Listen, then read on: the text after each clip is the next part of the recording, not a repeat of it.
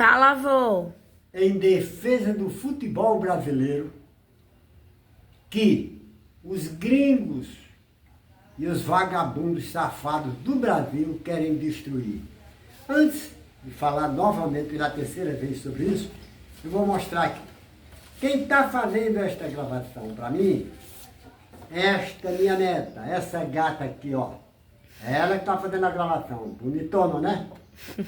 E esta é a filha dela, minha bisneta, Marcinha. E essa aqui é ela quando era mais nova, a Marcinha. Vê que menina linda, viu? A minha bisneta, ó. Minha bisneta Marcinha. Tá vendo? Filha dessa gata que eu mostrei a vocês.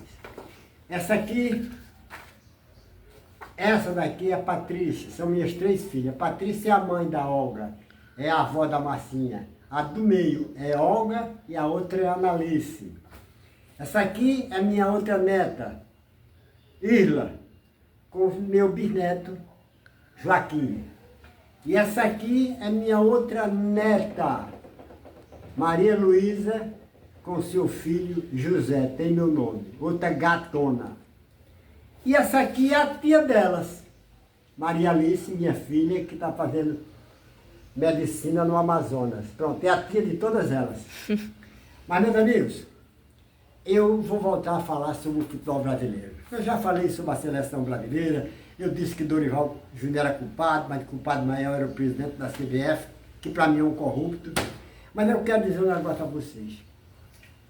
Eu ando muito preocupado com o futebol brasileiro. Sobretudo com o seu futuro. Aliás, do jeito que as coisas estão indo, com a Arrascaeta sendo o melhor jogador do futebol brasileiro, um cara que é reserva do Uruguai, meu amigo, desse jeito aí, eu não vejo nem futuro para o futebol brasileiro.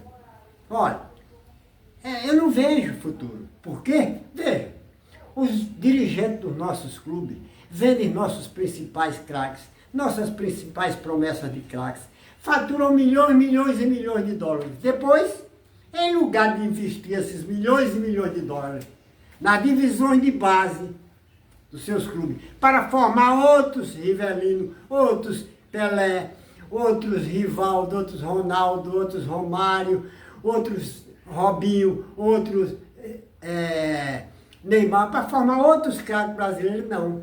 Pegam o dinheiro, os milhões e milhões que recebem da Europa principalmente, quando vendem seus principais craques, suas principais promessas, pega esse dinheiro todinho e torra contratando jogadores bunda de outros países sul-americanos, então jogadores veteranos da Europa. Porra, contratar Paiê com 36 anos, contratar esses outros jogadores aí, gastar todo esse dinheiro, vender João Gomes como o Flamengo vendeu, por 20 milhões de dólares, está valendo agora 100. E gastar 20 milhões de dólares para contratar aquela porcaria daquele, nome dele, Nico de la Cruz. É brincadeira o negócio dele. Então eu estou muito preocupado por isso. Porque o futebol brasileiro está na mão de jogadores e treinadores gringos e dos empresários da bola. Eu não tenho nada contra jogador estrangeiro, contra jogador e treinador estrangeiro. Desde que eles fiquem lá fora e façam o futebol lá de fora. Aqui o futebol brasileiro tem que ser feito por jogador e treinador brasileiros. Porque só eles têm ginga, só eles têm cintura, só eles conhecem a alma, os caminhos, os atalhos, conhecem as sacanagens, conhecem o jeitinho, conhecem o gueri-gueri. Só eles, brasileiros, só nós brasileiros, conhecemos as coisinhas do futebol brasileiro. Só eles sabem jogar o futebol malandro, bom malandro, e o futebol pelada do Brasil. Gringo não sabe não, gringo só atrapalha. Eu vou dar só um exemplo aqui a vocês. Quando o futebol brasileiro é jogado só pelos brasileiros. 1957, Torneio de Paris, que foi o primeiro mundial de clubes, era chamado, com todos os campeões da Europa e o campeão brasileiro, não, o campeão carioca, Vasco da Gama. O Vasco ganhou da Juventus. O Vasco ganhou de quem mais? Da Estrela Vermelha. Final. Vasco da Gama e Real Madrid. O Vasco da Gama jogou sem sua espinha dorsal. Belino, zagueiro central. Orlando, quarto zagueiro. e o centroavante Vavá, que estavam na seleção brasileira. O Vasco enfiou 4-3 e ganhou o torneio de Paris. Primeiro Mundial de Clube. Aí o Barcelona disse, ganhou do Real, quero ver ganhar da gente aqui dentro do Campo Nou. No Campo Nou, no estádio do Barcelona. 3 dias depois o Vasco chegou em Barcelona e enfiou 7-2 no Barcelona. Por quê? Jogava com jogadores brasileiros. Os europeus não sabem como marcar a técnica do jogador brasileiro. Agora hoje, jogando cheio de gringo, jogando futebol à base da tática, a gente não pode nem ouvir o cheiro do nome futebol europeu, que os times brasileiros estão perdendo. Então vejam bem, quando jogavam com seus verdadeiros jogadores brasileiros e com treinadores brasileiros, vejam isso que eu vou lhe contar. O Corinthians enfrentou o Barcelona 4 vezes, ganhou as 4 vezes. O Real Madrid, aliás, o São Paulo enfrentou o Real Madrid 6 vezes, ganhou 4 e empatou 2. Corinthians e São Paulo enfrentaram o Real Madrid e Barcelona 10 vezes, ganharam 8 e empataram 2, não perderam nenhuma. Você quer outra coisa mais? Quer outra coisa mais? O Campeonato Mundial de Clube começou em 60. E o último Mundial de Clube que nós ganhamos foi o de 2012.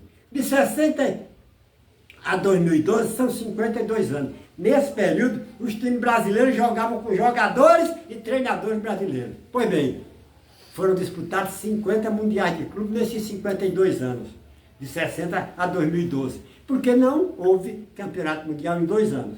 Pois bem, desses 50 mundiais de clubes disputados entre 1960 e 2012, só com os times brasileiros, com os jogadores brasileiros, ganharam 10. Ganharam 1 a cada 5 anos. Depois que se encheram de gringos, de jogadores e treinadores gringos, nós já estamos desde 2012, 13 anos, sem ver um cheiro do Mundial de Clubes. Não é só isso não. Destes 50 mundiais de clubes disputados entre 1960 e 2012, os times brasileiros fizeram 17 decisões desses mundiais contra europeus. Ou seja, em 50 fizeram 17, 1 a cada 3 decisões. Dessas 17, os brasileiros ganharam 10 e perderam 7. De 2012 para cá. Aí era o tempo que o futebol brasileiro, os times brasileiros jogavam com jogadores brasileiros e treinadores brasileiros. De 2012 para cá, cheio de gringo. A gente disputou 6 mundiais de clube, perdemos 6, 4 deles com treinadores europeus. E ainda quero trazer treinador europeu para a seleção brasileira. Vão se fuder todos vocês, filhos das putas. Vocês querem acabar com o futebol brasileiro. Não, o treinador europeu ele não sabe fazer futebol brasileiro, ele quer chegar aqui e enfiar a mão de pilão com de mosquito. Quer fazer o jogador brasileiro jogar a base da tática. O jogador brasileiro não joga a base da tática. O jogador brasileiro joga a base da técnica, que é a única coisa que ninguém marca, é a técnica. Jogando a base da técnica do jogador brasileiro, o futebol brasileiro conquistou 35 títulos mundiais e se transformou na mais vencedora e melhor escola de futebol do mundo. Agora querem mudar. Se trouxer treinador europeu para a seleção brasileira, ele pode classificar a seleção, ele pode até ganhar o Mundial. Porque ele tem jogador para isso. Agora, se perder, os caras vão dar uma pisa no presidente da CBF e depredar. E talvez tenha guerra civil. Que é pela primeira vez que a seleção brasileira não vai para a Copa do Mundo. Se for com o europeu, a gente corre o risco disso. Qual é a solução para tudo isso? Limitar em 2. Mandar os empresários da bola se fuderem, os políticos que são seus sócios. Limitar em 2 o número de jogadores estrangeiros por cada time do Brasil. E limitar em 2 o número de treinador por cada divisão do Campeonato do Brasil. Campeonato Brasileiro, Série A, só pode ter 2 treinadores estrangeiros. E 2 jogadores estrangeiros. Série B também. Cada time só pode ter 2 jogadores. Agora, treinador, são 2 por cada divisão, por cada campeonato. Campeonato Alagoano, só pode ter 2 estrangeiros. Pernambucano, 2 estrangeiros. Campeonato Brasileiro, Série A, 2 treinadores. 9h30, avô. Então, veja bem, esta é a solução. Agora, se continuar importando jogadores e treinadores estrangeiros para cá e fazendo de Arrascaeta o maior jogador do futebol brasileiro, nós estamos simplesmente fiofó de Deodócio, tá bom? Um abraço.